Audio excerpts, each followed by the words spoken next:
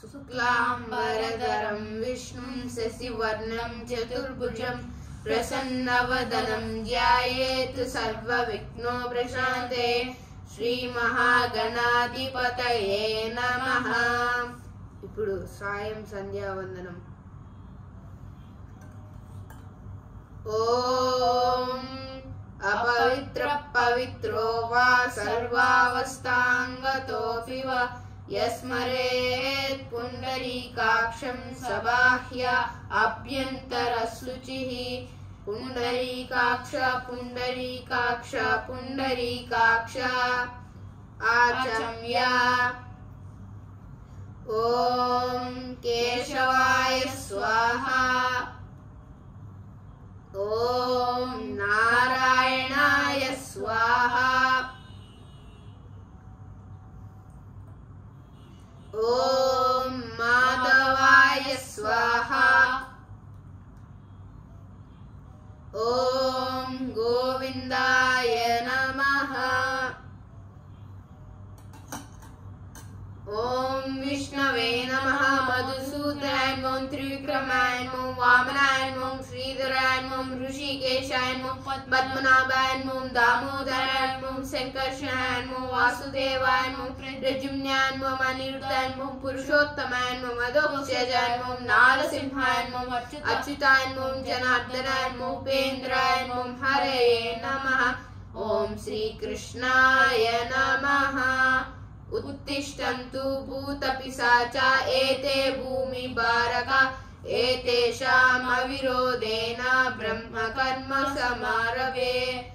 ओम भूः ओम भुवः ओम सुवः ओम महः ओम जनः ओम तपः ओम सत्यम् ओम तत्सवितुर्वरेण्यं भर्गो देवस्य धीमहि धियो यो नः प्रचोदयात्। ओमापः ज्योतिरसः अमृतं ब्रह्म भूर्भुवस्सुवरो।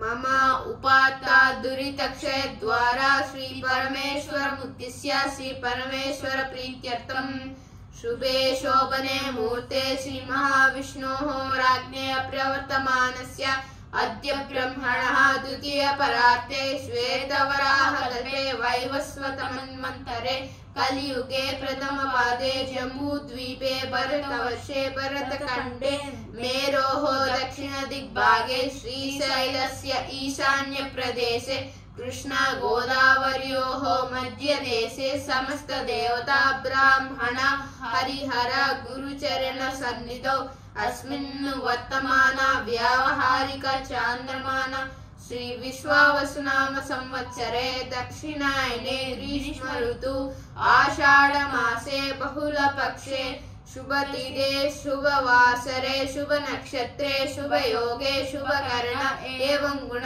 विशेषण विशिष्टायां शुभतिथौ श्री परमेश्वरमुद्दिश्य श्री परमेश्वर प्रीत्यर्थं सायं संध्यामुपाशिष्ये।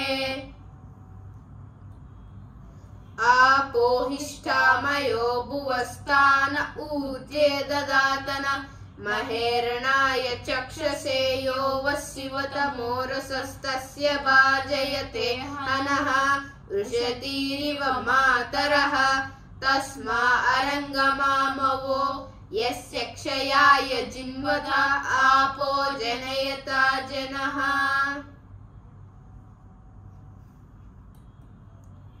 ओम अग्निश्च मामन्युश्च मन्युपतयश्च मन्युकृतेभ्यः पापेभ्यो रक्षन्तां यदन्हा पापमकारुषं मनसा वाचा हस्ताभ्यां पद्भ्यां मुदरेण शिष्य अहस्तदवलुम्पतु यत्किञ्च दुरितं मयि इदमहं माममृतयोनो सत्ये ज्योतिषि जुहोमि स्वाहा। त्रिराचामेत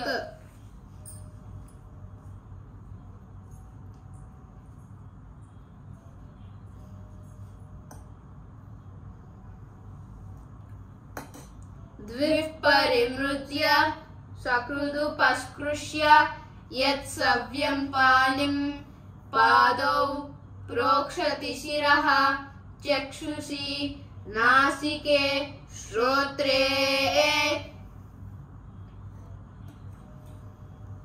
तदिक्रावण्णो अकारिशं जिष्णोरश्वस्य वाजिनः शुरभिनो मुखाकरत् प्रण आयोगुं शीतारिषत् आपोहिष्टामयो भुवस्तान ऊर्जे ददातन महेरणाय चक्षुषे यो वस्यवतमोरसस्तस्य भाजेते हनः उषतीरिव मातरः तस्मा अरङ्गमामवो यस्य क्षयाय जिन्वत आपो जनयथा जनः हिरण्यवर्णा शुचयः पावकाया सुजातः कश्यपो यास्विन्द्रः अग्निन्या गर्भं दधिरे विरूपातान आपः सदृश्यो न भवन्तु यासागुं राजा वर्णो याति मध्ये सत्यामृते अवपश्यं जनानां मजुश्रुतः शुचयो याः पावकाः तान आपः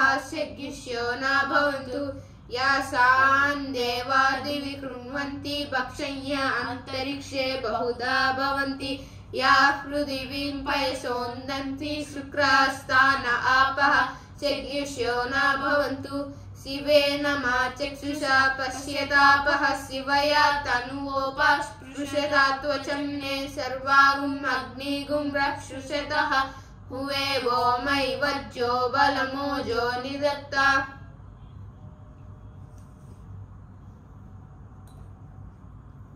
त्रुपदादिवा मुञ्चतु त्रुपदादिवेन्मुमुचानः स्विन्नस्मात्विमलादिवा पूतं पवित्रेण निवाज्यम् आपशुन्नन्तु मैनसः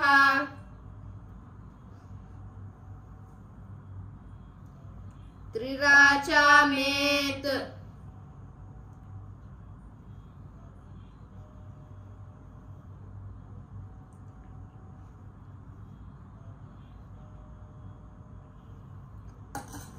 द्विपरिमृज्य सकृदुपस्पृश्य यत्सव्यं पाणिं पादौ प्रोक्षति शिरः चक्षुषि नासिके श्रोत्रे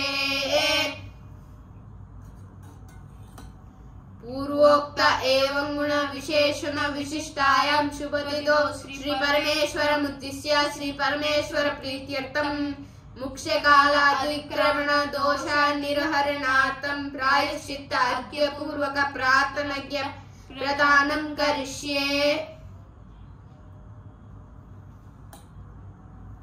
ओम भूः ओम भुवः ओम सुवः ओम महः ओम जनः ओम तपः ओम सत्यम् ओम तत्सवितुर्वरेण्यं भर्गो देवस्य धीमहि धियो यो नः प्रचोदयात्। ओम आपः ज्योतिरस अमृतं ब्रह्म भूर्भुवः सुवरो।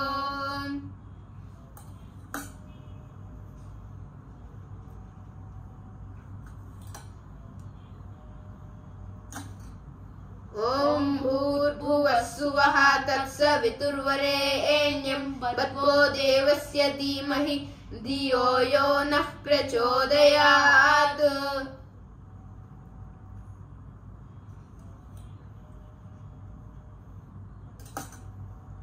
ओम भूर्भुवः सुवः तत्सवितुर्वरेण्यं भर्गो देवस्य धीमहि धियो यो नः प्रचोदयात्।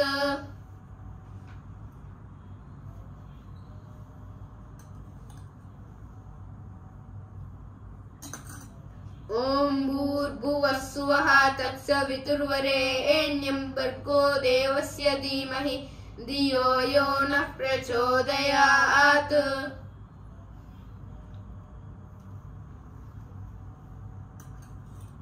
उद्यन्तं स्तयन्तं आदित्यम् अविद्यायन् कुर्वन् ब्राह्मणो विद्वान् सकलं भद्रमश्नुते। असावादित्यो ब्रह्मेति ब्रह्मैव सन् ब्रह्माप्येति य एवं वेद। असावादित्यो ब्रह्मा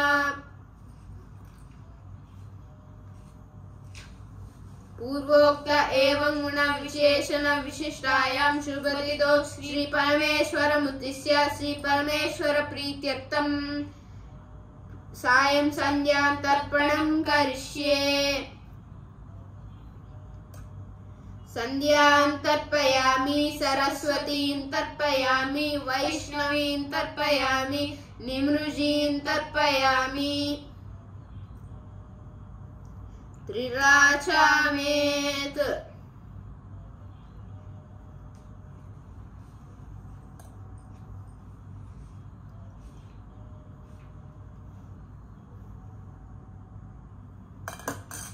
द्विः परिमृज्य सकृदुपस्पृश्य यत्सव्यं पाणिं पादौ प्रोक्षति शिरः चक्षुषि नासिके श्रोत्रे।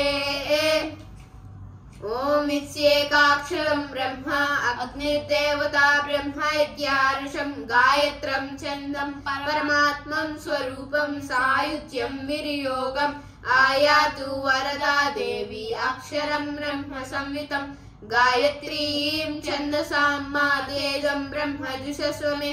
यदन्नातु कुरुते पापं तदन्नातु प्रतिमुच्यते।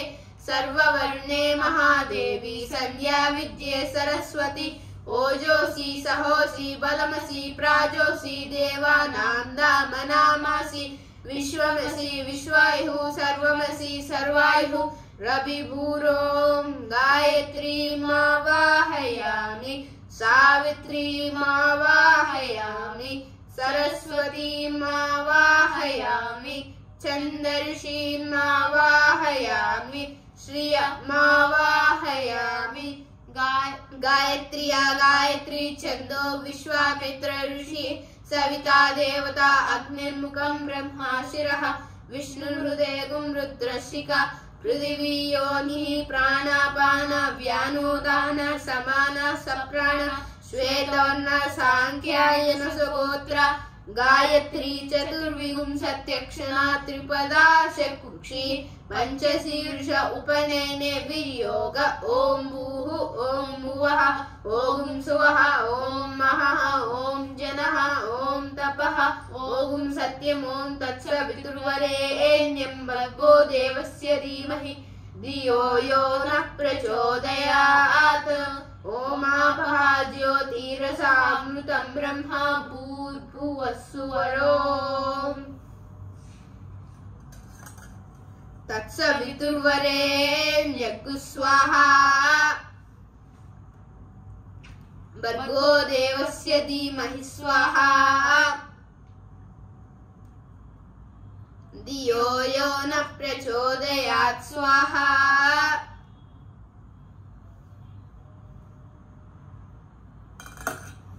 आपोहिष्टामयो भुवस्तान ऊजे ददातन महेरणाय चक्षसे यो वस्यवतमोरसः तस्य बाजे देहनः उषतीरिव मातरः तस्मा अरङ्गमामवो यस्य क्षयाय जिन्वद तस्मा अरङ्गमामवो यस्य क्षयाय जिन्वद आपो जनयता जनः।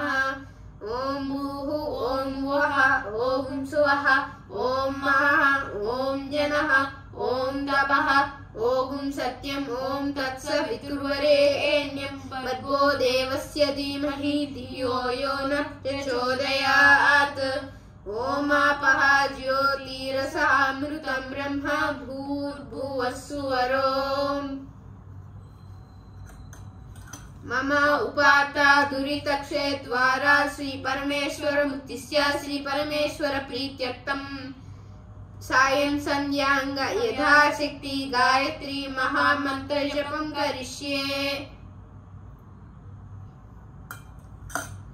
ओम तत्सवितुः ब्रह्मात्मने अंगुष्ठाभ्यां नमः हृदयाय नमः वरेण्यं विष्णुआत्मने तज्जनीभ्यां नमः शिरसे स्वाहा भर्गो देवस्य रुद्रात्मने मध्यमाभ्यां नमः शिखायै वषटु धीमहि सत्यात्मने अनामिकाभ्यां नमः कवचाय हुं धियो यो नः ज्ञानात्मने कनिष्ठिकाभ्यां नमः नेत्रत्रयाय वौषट् प्रचोदयात् सर्वात्मने करतलकरपृष्ठाभ्यां नमः प्रचोदयात् सर्वात्मने हस्ताय फट् भूर्भुवस्सुवरोमिति दिग्बन्धः यानं मुक्ता विद्रुम हेमनीलधवलच्छायैः विमुखैः तीक्ष्णैः युक्ता बिन्दुनिबद्धरत्नमकुटां तत्त्वात्तवर्णात्मिकां गायत्रीं वरदाभयाम् अंकुशकशाः शुभ्रं कपालं गदां शङ्खं चक्र आधारविन्दयुगलं हस्तैः वहन्तीं भजे यो देवः सवितास्माकं धियो धर्मादिगोचराः प्रेरयेतु तस्य यद्बद्धः तद्वरेण्यं उपास्महे गुरुर्ब्रह्मा गुरुर्विष्णु गुरुर्देवो महेश्वरः गुरु साक्षात् परब्रह्म तस्मै श्री गुरवे नमः सुमुखं संकुटं चैव विततं विश्रुतं तदा द्विमुखं त्रिमुखं चैव चतुः पञ्चमुखं तदा शकटं यमपाशं च ग्रथितं सन्मुखोन्मुखं प्रलम्बं मुष्टिकं चैव मत्स्यः कूर्मवराहकं सिंहाक्रान्तं महाक्रान्तं मुद्गरं पल्लवं तदा एते मुद्रा चतुर्विंशा गायत्र्या सुप्रतिष्ठिताः ॐ भूर्भुवस्सुवः तत्सवितुर्वरेण्यं भर्गो देवस्य धीमहि धियो यो नः प्रचोदयात् ॐ भूर्भुवस्सुवः तत्सवितुर्वरेण्यं भर्गो देवस्य धीमहि धियो यो नः प्रचोदयात् ॐ भूर्भुवस्सुवः तत्सवितुर्वरेण्यं भर्गो देवस्य धीमहि धियो यो नः प्रचोदयात् ॐ भूर्भुवस्सुवः तत्सवितुर्वरेण्यं भर्गो देवस्य धीमहि धियो यो नः प्रचोदयात् ॐ भूर्भुवस्सुवः तत्सवितुर्वरेण्यं भर्गो देवस्य धीमहि धियो यो नः प्रचोदयात् ॐ भूर्भुवस्सुवः तत्सवितुर्वरेण्यं भर्गो देवस्य धीमहि धियो यो नः प्रचोदयात् ॐ भूर्भुवस्सुवः तत्सवितुर्वरेण्यं भर्गो देवस्य धीमहि धियो यो नः प्रचोदयात् ॐ भूर्भुवस्सुवः तत्सवितुर्वरेण्यं भर्गो देवस्य धीमहि धियो यो नः प्रचोदयात् ॐ भूर्भुवस्सुवः तत्सवितुर्वरेण्यं भर्गो देवस्य धीमहि धियो यो नः प्रचोदयात् ॐ भूर्भुवस्सुवः तत्सवितुर्वरेण्यं भर्गो देवस्य धीमहि धियो यो नः प्रचोदयात् तत्सत् ब्रह्मात्मनम् अस्तु।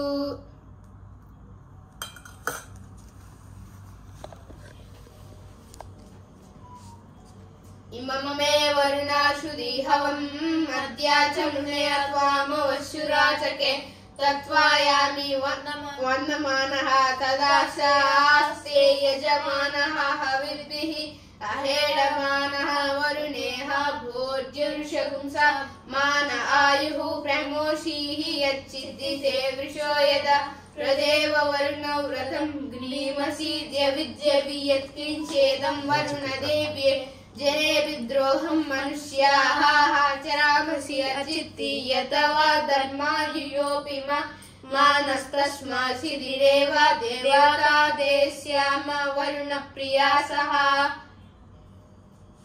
ॐ नमः प्राच्ये दिशे याश्च देवतये तस्यां प्रतिवसन्ति एताभ्यश्च नमः।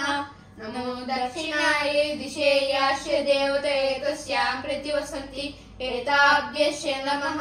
नमः प्रतीचे दिशे याश्च देवतये तस्यां प्रतिवसन्ति एताभ्यश्च नमः। नमः उदीचे दिशे याश्च देवतये तस्यां प्रतिवसन्ति एताभ्यश्च नमः। नमः ऊर्ध्वायै दिशे याश्च देवतये तस्यां प्रतिवसन्ति एताभ्यश्च नमः। नमो अधरायै दिशे याश्च देवते तस्यां प्रतिवसन्ति एताभ्यश्च नमः नमो अन्तरायै दिशे याश्च देवते तस्यां प्रतिवसन्ति एताभ्यश्च नमः नमो गंगा यमुनयोः मध्ये ये वसन्ति ते मे प्रसन्नात्मानः चिरञ्जीवितं वर्धयन्ति नमो गंगा यमुनयोः मुनिभ्यश्च नमो नमो गंगा यमुनयोः मुनिभ्यश्च नमः संध्यायै नमः सावित्र्यै नमः गायत्र्यै नमः सरस्वत्यै नमः सर्वाभ्यो देवताभ्यो नमः देवेभ्यो नमः ऋषिभ्यो नमः मुनिभ्यो नमः गुरुभ्यो नमः पितृभ्यो नमः कामोकार्षी नमो नमः मंजूरकार्षी नमो नमः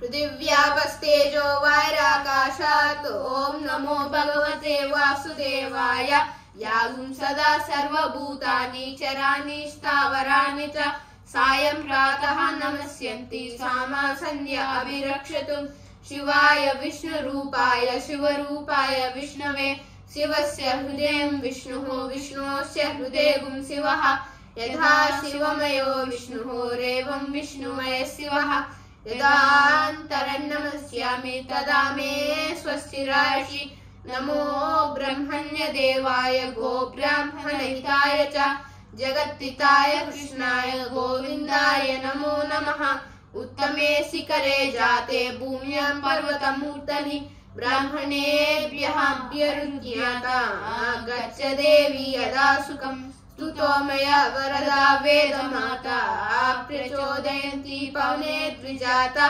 आयुः पृथिव्यां द्रविणं ब्रह्मवर्चसं मह्यं तत्त्वा प्रजातुं ब्रह्मलोकं नमोऽस्तुन्ताय सहस्रमूर्तये सहस्रपादाक्षि शिरोरुबाहवे सहस्रनाम्ने पुरुषाय शाश्वते सहस्रकोटियुगधारिणे नमः धन्या वा पृथिवी सत्यमस्तु विधर्मातः एतिहोपक्रुवेवां पूतं देवानाम् अवमे अवोभिः विद्यादेशं वृषणं जिरतानम् आकाशात् पतितं तोयं यदा गच्छति सागरं सर्वदेवा नमस्कारः केशवं प्रति गच्छति सर्ववेदेषु यत्पुण्यं सर्वतीर्थेषु यद्बलं तद्बलं पुरुषाप्नोति स्तुत्वा देवं जनार्दनं श्री स्तुत्वा देवं जनार्दनम् ओम नमः इति वासनातु वासुदेवस्य वासितन्ते एकत्रयं सर्वभूतानि वासोऽसि श्री वासुदेव नमोस्तुते